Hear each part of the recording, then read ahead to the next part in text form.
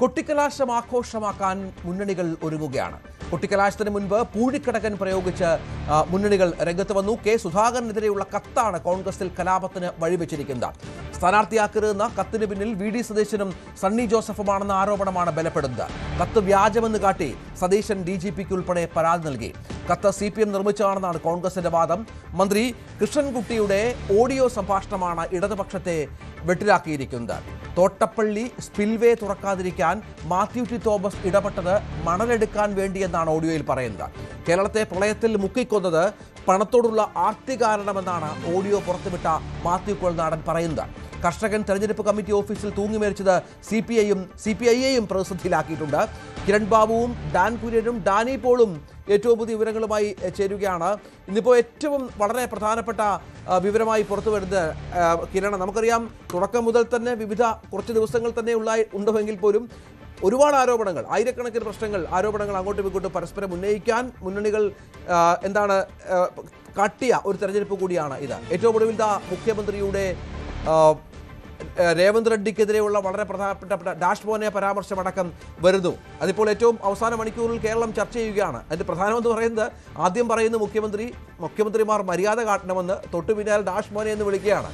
ഈ തെരഞ്ഞെടുപ്പിൻ്റെ അവസാന മണിക്കൂറിൽ ഇതായിരിക്കും ചർച്ച, അല്ലേ? ഇനി രഞ്ജിത്ത്, തെരഞ്ഞെടുപ്പിൽ ഇതുവരെയുള്ള ചർച്ചകൾക്കൊക്കെ ഒരു സ്വഭാവം ഉണ്ടായിരുന്നു. അതൊക്കെ ചർച്ചയ്ക്ക് ഒരാൾ ആരോപണം ഉന്നയിക്കുന്നു, മറുപടി പറയുന്നു, അങ്ങനെ അത് ചില ചർച്ചകളൊക്കെ നീണ്ടു നിന്നു, ചില ചർച്ചകൾ അസ്തമിച്ചു പോവുകയും ഒക്കെ ചെയ്തു. ഇനിയിപ്പോൾ തെരഞ്ഞെടുപ്പിൻ്റെ ഏറ്റവും അവസാന ദിവസമാണ്. പരസ്യപ്രചരണം ഇന്ന് അവസാനിക്കുകയാണ്. കയ്യിലിരുന്ന എല്ലാ കൂടി എടുത്ത് ഒരുമിച്ച് ഇട്ട് ഗുണ്ട് പൊട്ടിക്കുക എന്നൊക്കെ പറയുമല്ലോ. അങ്ങനെ ഒരു പൊട്ടിയിലാണ് ഇന്നിപ്പോൾ രണ്ട് മുന്നണികളിലെ 3 മുന്നണികളും ഇപ്പോൾ നടത്തിക്കൊണ്ടിരിക്കുന്നത്. ഇതിലേതാണ് പൊട്ടുന്നത്, ഏതാണ് കത്തിപ്പടരുന്നത് എന്നൊന്നും അറിയില്ല. എന്തായാലും എല്ലാം കൂടി ഒരുമിച്ച് പൊട്ടിച്ചേക്കാം എന്ന മട്ടിൽ തന്നെയാണ് വലിയ ആരോപണം. പ്രളയത്തെക്കുറിച്ചൊക്കെയുള്ള അതീവ ഗൗരവമായ ഒരു ആരോപണം ഇപ്പോൾ കൊണ്ടുവരുന്നു. പക്ഷേ പ്രളയം നടന്നിട്ട് എത്രയോ കാലം കഴിയുന്നു. ഈ തെരഞ്ഞെടുപ്പിൻ്റെ തലേന്നാണ് പക്ഷേ അങ്ങനെ ഒരു ഓഡിയോ പുറത്തുവിടുന്ന ഓഡിയോ AI ആണെന്ന് പറയുന്നു. ഇനി അത്തരം ആരോപണങ്ങളൊക്കെ വന്നാൽ ഇതിൻ്റെ പ്രത്യേകത, ഈ സമയത്ത് വരുന്ന ഒരു ആരോപണത്തിനും ഈ ആരോപണം എതിരാളികൾക്ക് ആർക്കെങ്കിലും ഒരാൾക്ക് തെളിയിക്കാനോ അത് നിഷേധിക്കാനോ, വാക്കുകൊണ്ട് അതിനപ്പുറത്തേക്ക് ഏതെങ്കിലും ഒരു ഫലം ഉണ്ടാക്കാൻ കഴിയില്ല. അത് ശരിയായാലും തെറ്റായാലും ഒക്കെ. അതുകൊണ്ട് ഈ അവസാന നിമിഷം ഇങ്ങനെ പലതരത്തിലുള്ള ആരോപണങ്ങളൊക്കെ ഉന്നയിക്കുക എല്ലാ മുന്നണികളുടെയും ഭീതിയാണ്. അത്തരം ഒരു ആരോപണമായി തന്നെ ചിലപ്പോൾ ചില ആരോപണങ്ങൾ ശരിയായിരിക്കും, ഗൗരവമുള്ളതായിരിക്കും. പക്ഷേ ഈ സമയത്ത് ഉന്നയിച്ചതുകൊണ്ട് അത് എതിരാളികൾക്ക് അത് തെറ്റാണെന്ന് പറയാനോ അല്ലെങ്കിൽ ശരിയാണെന്ന് പറയാനോ ഒന്നുമില്ല. കിട്ടിയാൽ കിട്ടി എന്നുള്ള മട്ടിൽ തന്നെയാണ്. അതുകൊണ്ടാണ് ഈ ഒന്നിലേറെ ആരോപണങ്ങൾ. നമുക്കറിയാം രഞ്ജിത്ത്, ഇതുവരെ നമ്മൾ ചർച്ച ചെയ്ത ദിവസങ്ങളിലൊക്കെ പ്രധാനമായും ഡീലിൻ്റെ ആരോപണം വരുന്നു, ശബരിമല വിഷയം വരുന്നു, SDPI വിഷയം വരുന്നു. അങ്ങനെയുള്ള ഓരോരോ വിഷയങ്ങൾ ചർച്ച ചെയ്ത് തന്നെയാണ് മുന്നോട്ട് പോയത്. അതിന് പ്രതിപക്ഷ നേതാവും മുഖ്യമന്ത്രിയും ഒക്കെ പരസ്പരം മറുപടി വരുന്നു, വീണ്ടും അവരുടെ മറുപടികളും അതിനുള്ള മറുപടികളും ഒക്കെ വരുന്നു. പക്ഷേ ഏറ്റവും അവസാന ദിവസം അങ്ങനെയല്ല. ഒരു രാവിലെ മുതൽ തന്നെ ആരോപണങ്ങൾ വരികയാണ്. അതിൽ ഏറ്റവും രസകരമായ സംഭവം മുഖ്യമന്ത്രിയും രേവന്ത് റെഡ്ഡിയും തമ്മിലുള്ളതാണ്. രേവന്ത് റെഡ്ഡിയുടെ ഒരു പോസ്റ്റാണ്. രേവന്ത് റെഡ്ഡിയുടെ ഒരു പോസ്റ്റിൽ നീ പോ മോനെ ദിനേശ എന്ന് പറയുന്നതിന് പകരം ഏറ്റവും അവസാനം കേരളത്തിൽ നിന്ന് പഠിച്ച വാക്ക് എന്ന മട്ടിൽ നീ പോ മോനെ വിജയൻ എന്ന് പറഞ്ഞ ഒരു പ്രയോഗം നടത്തിയിരിക്കുന്നു. അങ്ങനെ ഒരു പ്രയോഗം അദ്ദേഹത്തിൻ്റെ ഫേസ്ബുക്ക് പേജിൽ തന്നെ അദ്ദേഹത്തിൻ്റെ കുറിപ്പിൽ ഏറ്റവും അവസാനമായി കൊടുത്തിരിക്കുന്നു.